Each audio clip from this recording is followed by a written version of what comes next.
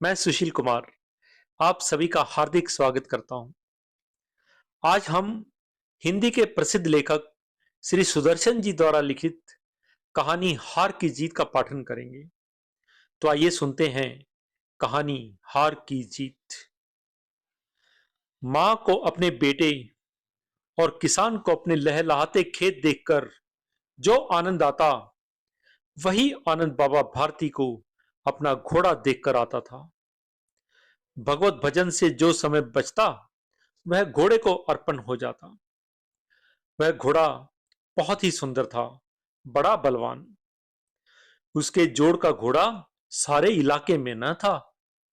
बाबा भारती उसे सुल्तान कहकर पुकारते, अपने हाथ से खरहरा करते, खुद दाना खिलाते और देख देख कर प्रसन्न होते थे। उन्होंने रुपया, माल, असबाब, जमीन आदि अपना सब कुछ छोड़ दिया और यहां तक कि उन्हें नगर के जीवन से भी घृणा हो गई थी। अब गांव से बाहर एक छोटे से मंदिर में रहते और भगवान का भजन करते। मैं सुल्तान के बिना नहीं रह सकूंगा, उन्हें ऐसी भ्रांति सी हो गई थी। वे उसकी चाल पर लट्टू थे। कहते, सुल्तान ऐसे चलता है जैसे मोर घटा को देखकर नाच रहा हो। जब तक संध्या समय सुल्तान पर चढ़कर 8-10 मील का चक्कर न लगा लेते, बाबा को चैन न आता। खड़क सिंह उस इलाके का एक प्रसिद्ध डाकू था। लोग खड़क सिंह का नाम सुनकर कांपते थे। होते होते सुल्तान की कीर्ति खड़क सिंह के कानों तक भी जा पहुंची। उसका हृदय सुल्तान को देखने के लिए अधीर हो उठा। एक दिन खड़क सिंह दोपहर के समय बाबा भारती के पास पहुंचा और नमस्कार करके बैठ गया। बाबा भारती ने पूछा, खड़क सिंह, क्या हाल है? खड़क सिंह ने सिर झुकाकर उत्तर दिया, आपकी दया है बाबा। बाबा भारती ने पूछा, कहो, इधर कैसे आए? खड़क सिंह बोला, सुल्तान की चाह खींच लाई है। बाबा भारती ने कहा, विचित्र जानवर है, देखोगे तो प्रसन्न हो जाओगे। खड़क सिंह बोला, मैंने भी बड़ी प्रशंसा सुनी है। बाबा भारती ने कहा, उसकी चाल तुम्हारा मन मोह लेगी।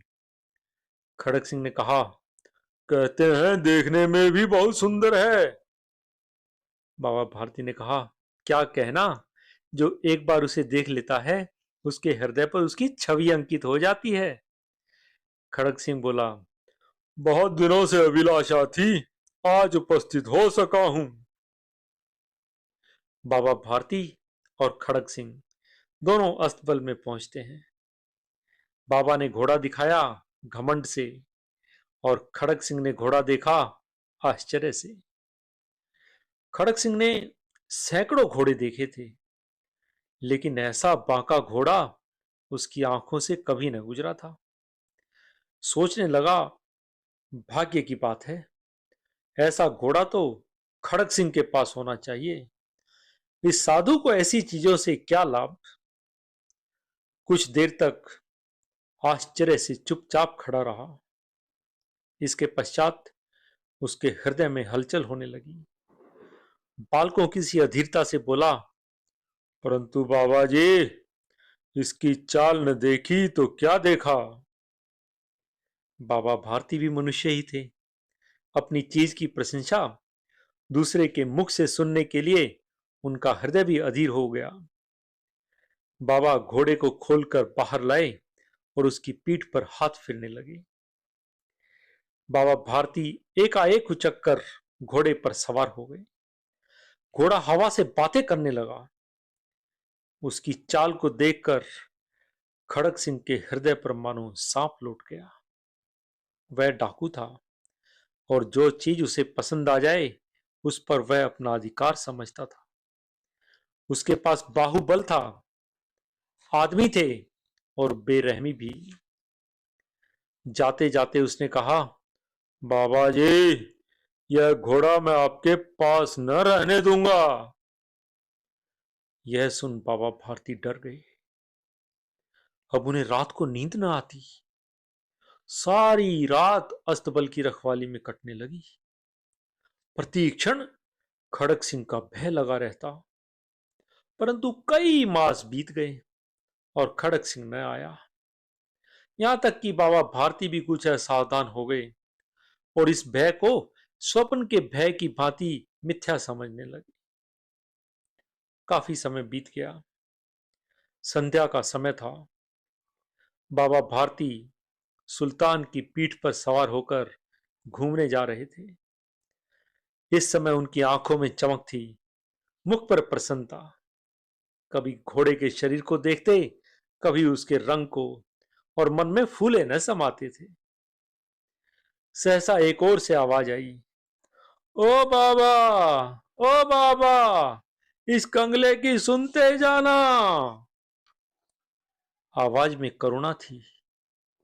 बाबा ने घोड़ा रोक लिया। देखा, एक अपाहिज वृक्ष की छाया में पड़ा करा रहा है। बाबा बोले, क्यों, तुम्हें क्या कष्ट है? अपाहिज ने हाथ जोड़कर कहा, बाबा, मैं दुखी आ रहा हूं, मुझ पर दया करो। रामावाला यहां से 3 मील है, मुझे वहां जाना है। घोड़े पर चढ़ा लो, परमात्मा आपका भला करेगा। बाबा ने पूछा, वहां तुम्हारा कौन है? अपाहिज ने कहा, दुर्गा दत्त वैद्य का नाम तो आपने सुना ही होगा। मैं उसका सौतेला भाई हूं। बाबा भारती ने घोड़े से उतरकर अपाहिज को घोड़े पर सवार किया और स्वयं घोड़े की लगाम पकड़कर धीरे धीरे चलने लगे। सहसा बाबा को एक झटका लगा और लगाम हाथ से छूट गई। बाबा भारती के आश्चर्य का ठिकाना न रहा जब उन्होंने देखा कि अपाहिज घोड़े की पीठ पर तन कर बैठा है और घोड़े को दौड़ाए ले जा रहा है। बाबा भारती के मुख से भय, विस्मय और निराशा से मिली हुई चीख निकल गई। वह अपाहिज डाकू खड़क सिंह था। बाबा भारती कुछ देर तक चुप रहे और कुछ समय पश्चात कुछ निश्चय करके पूरे बल से चिल्लाकर बोले, जरा ठहर जाओ। खड़क सिंह ने यह आवाज सुनकर घोड़ा रोक लिया और उसकी गर्दन पर प्यार से हाथ फेरते हुए कहा, बाबा जी, यह घोड़ा अब न दूंगा। बाबा ने कहा, मत देना, परंतु एक बात सुनते जाओ। खड़क सिंह ठहर गया। बाबा भारती ने निकट जाकर उसकी ओर ऐसी आंखों से देखा जैसे बकरा कसाई की ओर देखता है और कहा, खड़क सिंह, यह घोड़ा तुम्हारा हो गया। यह घोड़ा तुम्हारा हो चुका है। मैं इसे वापस करने के लिए न कहूंगा, परंतु केवल एक प्रार्थना करता हूं, इसे अस्वीकार न करना, नहीं तो मेरा दिल टूट जाएगा। खड़क सिंह बोला, बाबा जी, आज्ञा कीजिए, मैं आपका दास हूं, केवल यह घोड़ा न दूंगा। बाबा बोले, अब घोड़े का नाम ना लो। मैं तुमसे इस विषय में कुछ न कहूंगा। मेरी प्रार्थना केवल यह है कि इस घटना को किसी के सामने प्रकट न करना। खड़क सिंह का मुंह आश्चर्य से खुला रह गया। उसे लगा था कि उसे घोड़े को लेकर यहां से भागना पड़ेगा, किंतु बाबा भारती ने स्वयं उसे कहा कि इस घटना को किसी के सामने प्रकट न करना। इससे क्या प्रयोजन सिद्ध हो सकता है? खड़क सिंह ने बहुत सोचा, बहुत सिर मारा, परंतु कुछ समझ न सका। हार कर उसने अपनी आंखें बाबा भारती के मुख पर गड़ा दी और पूछा, बाबा जी, इसमें आपको क्या डर है? सुनकर बाबा भारती ने उत्तर दिया, खड़क सिंह, लोगों को यदि इस घटना का पता चला तो वे कभी किसी गरीब पर विश्वास न करेंगे। दुनिया से विश्वास उठ जाएगा। यह कहते कहते बाबा भारती ने सुल्तान की ओर से इस तरह मुंह मोड़ लिया जैसे उनका उसे कभी कोई संबंध ही न रहा हो, जैसे कोई संबंध ही न रहा। बाबा भारती चले गए, किंतु उनके शब्द खड़ग सिंह के कानों में उसी प्रकार गूंज रहे थे। खड़ग सिंह ने सोचा कि कितने ऊंचे विचार हैं, कैसा पवित्र भाव है। उन्हें इस घोड़े से प्रेम था, इसे देखकर उनका मुंह फूल की भांति खिल जाता था। कहते थे, इसके बिना मैं रह न सकूंगा। इसकी रखवाली में वे कई रात सोए नहीं। भजन भक्ति न कर रखवाली करते थे, परंतु आज उनके मुख पर दुख की रेखा तक न दिखाई पड़ी। उन्हें केवल यह ख्याल था कि कहीं लोग गरीबों पर विश्वास करना न छोड़ दें। रात के अंधेरे में खड़ग सिंह बाबा भारती के मंदिर में पहुंचा। चारों ओर सन्नाटा था। आकाश में तारे टिमटिमा रहे थे। थोड़ी दूर गांव के कुत्ते भौंक रहे थे। मंदिर के अंदर कोई शब्द सुनाई न देता था। खड़ग सिंह सुल्तान की बाग पकड़े हुए वह धीरे धीरे फाटक के अस्तबल के फाटक पर पहुंचा। फाटक आज खुला पड़ा था। किसी समय वहां बाबा भारती स्वयं लाठी देकर पहरा देते थे, परंतु आज उन्हें किसी चोरी किसी डाके का भय न था।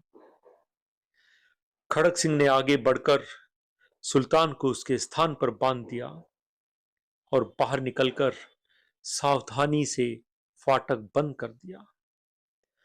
इस समय खड़ग सिंह की आंखों में पश्चाताप के आंसू थे। रात्रि का तीसरा पहर बीत चुका था। चौथा पहर आरंभ होते ही बाबा भारती ने अपनी कुटिया से बाहर निकलकर ठंडे जल से स्नान किया। उसके पश्चात इसी प्रकार जैसे कोई स्वप्न में चल रहा हो, उसके पांव स्वयं ही अस्तबल की ओर बढ़े, परंतु फाटक पर पहुंचकर उनको अपनी भूल प्रतीत हुई। साथ ही घोर निराशा ने पांव को मन मन भर का भारी बना दिया। हिंदी में मन अर्थात 40 शेर का एक मन होता है। घोर निराशा ने पांव को मन मन भर का भारी बना दिया। वे वहीं रुक गए। घोड़े ने अपने स्वामी के पांव की चाप को पहचान लिया और जोर से हिनहिनाया। अब बाबा भारती आश्चर्य और प्रसन्नता से दौड़ते हुए अंदर घुसे और अपने घोड़े के गले से लिपटकर इस प्रकार रोने लगे मानो कोई पिता बहुत दिनों से बिछड़े पुत्र से मिल रहा हो। बार बार उसकी पीठ पर हाथ फेरते, बार बार उसके मुंह पर थपकियां देते और कहते, अब कोई गरीबों की सहायता से मुंह ना मोड़ेगा, अब कोई गरीबों की सहायता से मुंह ना मोड़ेगा। थोड़ी देर के बाद जब वह अस्तबल से बाहर निकले तो उनकी आंखों से आंसू बह रहे थे। ये आंसू उसी भूमि पर ठीक उसी जगह गिर रहे थे जहां बाहर निकलने के बाद खड़ग सिंह खड़ा होकर रोया था। दोनों के आंसुओं का उस भूमि की मिट्टी पर परस्पर मिलन हो गया, परस्पर मिलन हो गया। धन्यवाद।